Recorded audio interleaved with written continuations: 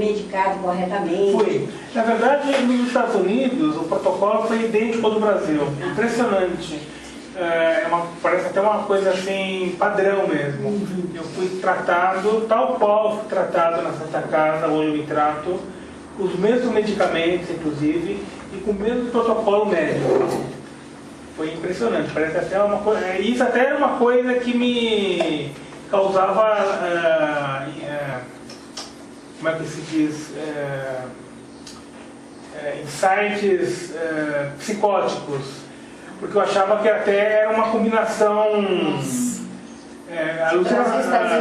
paranoica, porque eu achava que havia uma ligação combinada, porque era muito parecido mesmo. Mas porque realmente é a técnica mesmo, né? Existe uma técnica de tratar a esquizofrenia, de tratar o surto, amarrar, inclusive, foi amarrado tanto nos Estados Unidos como foi amarrado na Santa Casa. E com relação à esquizofrenia, o teu irmão ele pode ter aquilo que a gente chama de esquizofrenia refratária. E a esquizofrenia refratária ela é tratada com clozapina, que é um medicamento muito eficiente. Eu não quero dar... Não sei, eu acho até... Eu não quero dar... A gente não deve, inclusive, na comunidade de fala, estar falando de medicamento, mas eu estou apenas entrando nisso. Geralmente é um medicamento muito eficiente para esse tipo de acontecimento de crises persistentes. Você pode até comentar com o médico, a clozapina, que é o Leponex, né? A clozapina é um medicamento muito bom para pessoas que não se dão... Que medicamento seu irmão usa? Eu não lembro de todos, mas ele toma o Dol. Eu não me dou bem com o Dol. Então, para ele, os sintomas, os efeitos colaterais do Aldol são péssimos. Exatamente, é terrível. Mas para ele foi o melhor se adequar. Toma Fenergan também. Também toma por causa da e ele tem que tomar medicamento para dormir, senão ele não dorme. E quando ele está em crise, ele continua tomando exatamente os mesmos medicamentos, mas ele não dorme um segundo. Já levei ele no hospital, em crise, e outra coisa que é muito difícil. Ele toma Rivotril? Rivotril não. Rivotril ele não toma. E aí eu levava ele em crise, e assim, 3 noites dele sem dormir. Ele não dormia, ele era todo vapor. Tomando os medicamentos, eles davam uma injeção, ele saía de lá desmaiado. Era o tempo de chegar em casa, ele falou, ele vai dormir agora, um dia pelo menos. Ele chegava em casa, dormia 2 horas, estava em pé como se nada tivesse acontecido. A sensação que eu tenho é que parece que quando ele está em crise não faz efeito os medicamentos. E ele tomou um medicamento que ele se sentiu muito bem, na época que foi o risperidona. Mas para ele não fez o efeito que deveria fazer para as crises. Ele teve crises, aí o médico teve que tirar, que ele se sentia bem, né? E o Aldol faz com que outras coisas aconteçam, que ele não sente tão bem. Vamos lá, eu fecho e começo o próximo tópico. Meu nome é Elaine, minha mãe tem transtorno bipolar, né?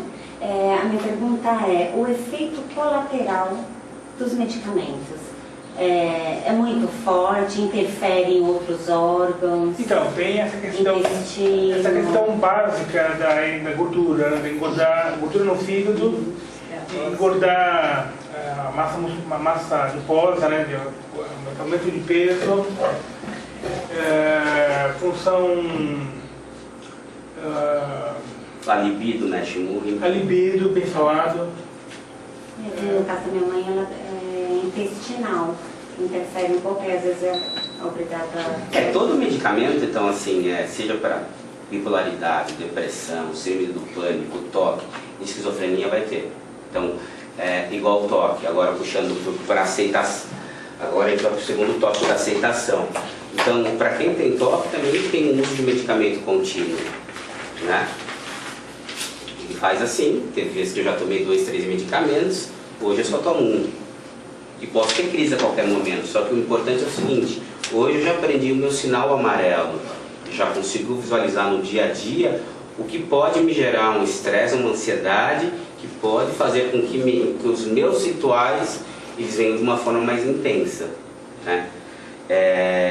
Vai ter que tomar o resto da vida toda, infelizmente. Tem efeito colateral? Tem, mas eu prefiro efeito colateral do que ficar sofrendo do toque.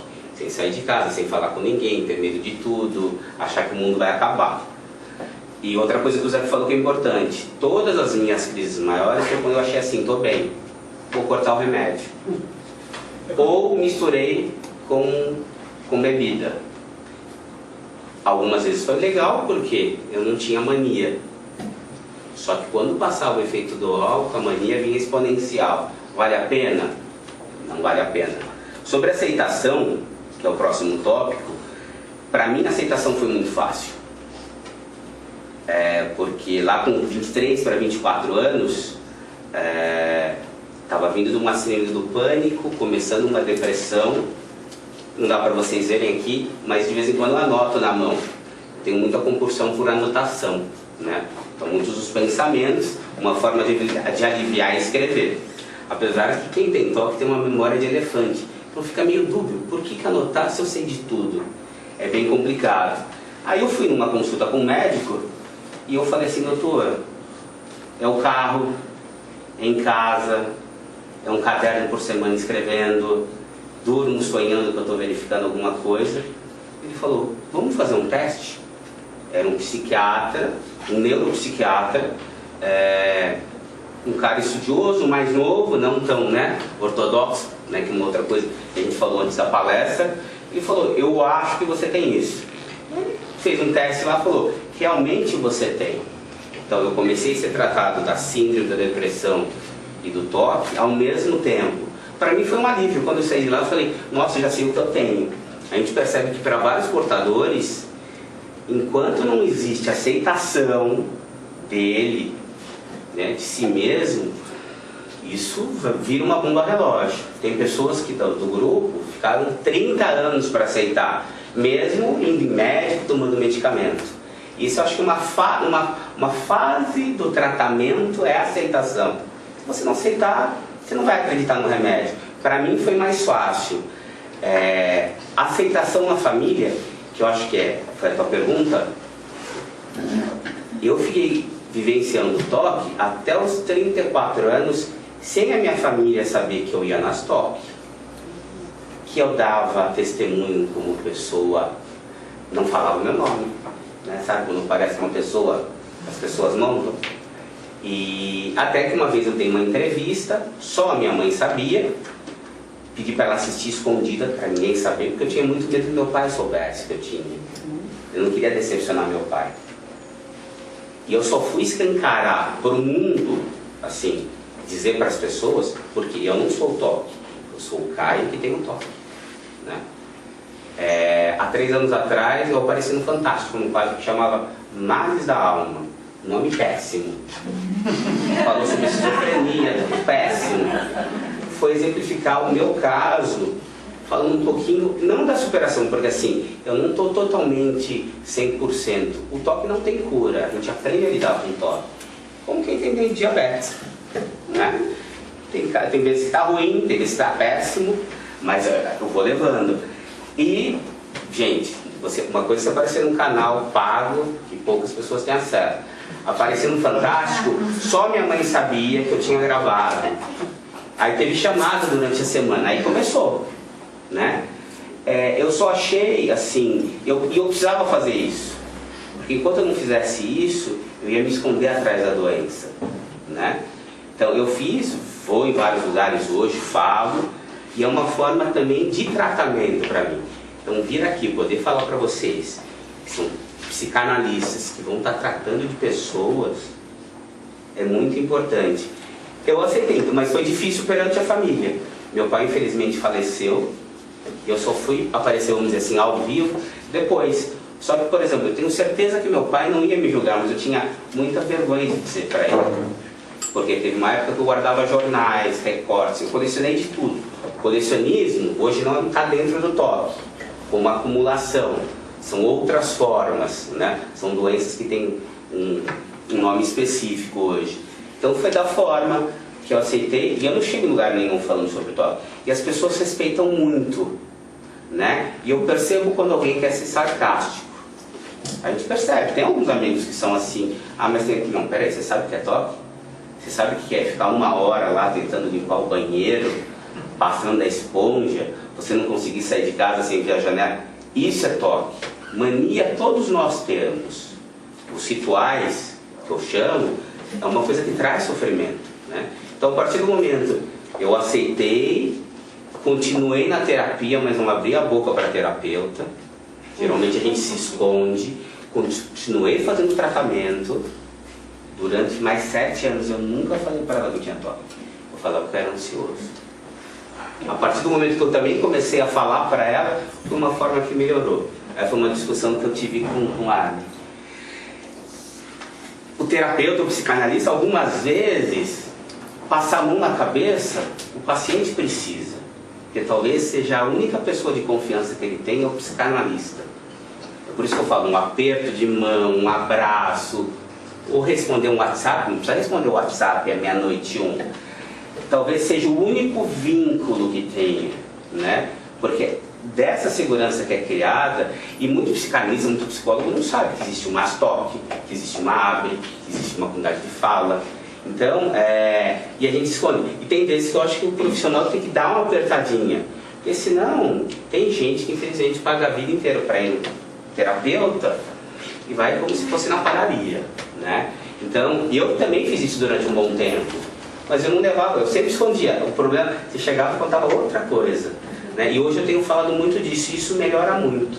Então a aceitação da família é ótima. Eu tenho uma irmã que não aceita, até hoje, a mais velha. A irmã mais velha geralmente é mais chata, né? Não sei se alguém aqui, tô brincando. Só que ela tem um pouco de toque, só que ela não assume que tem. Ela é extremamente chata com organizações na casa dela. As outras, eu brinco que tem um destoque. Você chega na casa dela, é um carnaval. Então eu tive que me aprender a frequentar isso. E nunca levar a minha doença para fora, né? Então assim, eu digo, eu tenho um relacionamento muito bom hoje com a minha noiva. Mas eu não faço com que ela entre na minha rotina dos rituais. Ela sabe que tem alguns. Então é incrível. Eu vou sair de casa, ela já vai para o carro. Porque ela sabe que eu preciso de 5 minutos. Se fosse todo dia, toda hora, com outras coisas, assim pode interferir. E interfere muito no desenvolvimento da família. Aí começa a ter os conflitos, né? Mas a aceitação é primordial de quem tem, de quem está mais próximo. Para você é importante essa proximidade, você precisa sentir esse... Precisa. Tanto com... Eu tenho uma tia que foi uma das melhores coisas que eu escutei dela esses dias. Ela está com 77 anos. Ela sempre achou que depressão era frescura. Ela virou assim, Caio, não sabia o quanto ruim era. Uma pessoa de 77 anos falar isso, ela deve estar sofrendo. Porque eu, como tenho toque, eu tenho essa linha de depressão algumas vezes. E não é legal. É horrível você querer sair de casa, mas você não quer sair do quarto. Aí começam a te questionar, poxa, mas é preguiçoso, é vagabundo, não quer fazer nada. E começa pela família. A mãe, geralmente a mãe, o pai entende, mas a mãe que está do lado, né? A mãe não tem jeito, a figura da mãe. Então a família é muito importante, tanto para poder alavancar, procurar ajuda, como também para afundar o barco mais ainda. Momento de solitude você tem? Tem momento? O José vai fazer, aí a gente faz as perguntas. Vou finalizar. Tá, mas sobre a minha aceitação, é isso que eu queria falar. A gente vai finalizar com a exposição e daí a gente começa. Então, eu estava falando, basicamente muita coisa da aceitação já foi falado um pouquinho de difícil, né? Porque a gente... Amigos, meu nome é José Alberto, eu sou diretor adjunto da ABRE. A ABRE é uma ONG que trabalha com saúde mental. Ela foi fundada em 2002 e ela é coordenadora do projeto Comunidade de Fala. Caio Manso e eu somos coordenadores desse projeto. Ele foi introduzido no Brasil no ano passado, em março, por um ativista norte-americano chamado Richard Weingarten. Ele também é portador de transtorno mental. Ele desenvolveu uma metodologia que vai ser apresentada por vocês hoje. Ele é uma palestra bem diferente do que vocês estão acostumados a assistir. Na verdade, ela é apresentada por duas pessoas que falam vão versar sobre tópicos, são na verdade 7 tópicos, que são introdução, dias difíceis, aceitação, tratamento, lidando com problemas de saúde mental, sujeito de minha própria história, sucesso e esperanças e sonhos. A ideia é que cada pessoa, eu e o Caio, falemos em torno de 3 minutos sobre nossas experiências, sobre as nossa trajetória no transtorno mental que nós temos, né? Eu, no caso, sou esquizoafetivo, tenho esse transtorno mental. E vou explicar o meu percurso, desde o primeiro princípio de dias difíceis até o meu processo de recovery, até o último de sucesso e de superação. E o Caio vai explicar o procedimento dele nessa linha de desenvolvimento. A grande diferença nesse projeto é que as pessoas que trabalham, que são no nosso caso 8 pessoas, por exemplo, 9 pessoas, que eram 9, na verdade são 8, agora que uma saiu, é que elas são remuneradas. Nós somos remunerados pelo projeto. Cada pessoa que participa de cada palestra recebe R$50 por participação em cada palestra, e em cada reunião de trabalho também R$50. Então isso é um estímulo para que as pessoas sintam sejam formadas como uma atividade de profissionalismo, na verdade. Elas se sentam úteis e se sentam prestigiadas, porque muitas das pessoas não têm um emprego fixo, então elas se sintam, na verdade, úteis e se sintam prestigiadas, né? Essas pessoas, a partir de suas narrativas, elas vão se rememorando e vão participando de uma forma muito sui generis, no sentido de transmitir as suas experiências. E essas experiências vão refletir no sentido de vocês, a partir do momento que a gente termina a nossa explanação, depois dos 3 minutos de cada um, a gente vai dar 5 minutos aproximadamente, de 5 a 10 minutos, dependendo do prazo que vocês vão ter de perguntas, para vocês debaterem com a gente. Então, a partir de cada tópico, de dias difíceis, tratamento, aceitação, lidando com problemas de saúde mental, vocês vão ter um tempo para fazer perguntas, para debaterem conosco. As apresentações são feitas em duplas, como eu disse, e as apresentações que nós fazemos nesse projeto de comunidade de fala, a gente procura fazer essas apresentações semanalmente. Nós já fizemos, ao longo desde março, aproximadamente 27 apresentações em CAPES, em faculdades, em vários lugares como eu diria, que lidam com saúde mental, né? E hoje é a primeira vez que nós estamos fazendo uma apresentação dentro de um ambiente de psicanalistas, a convite do Alain Lucas, que na verdade é o meu psicanalista que eu me trato aqui. Eu me sinto muito honrado de estar apresentando para vocês e estar dando para vocês um vislumbre de como é a minha experiência pessoal, que é do Caio, de como nós estamos trabalhando e lidando com as nossas experiências dos nossos transtornos mentais.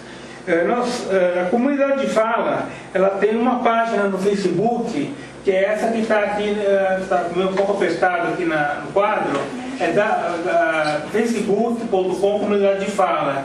Vocês podem visitá-la, não está muito divulgada ainda, mas vocês podem visitar, curtir a nossa página nesse Facebook e divulgar para as pessoas.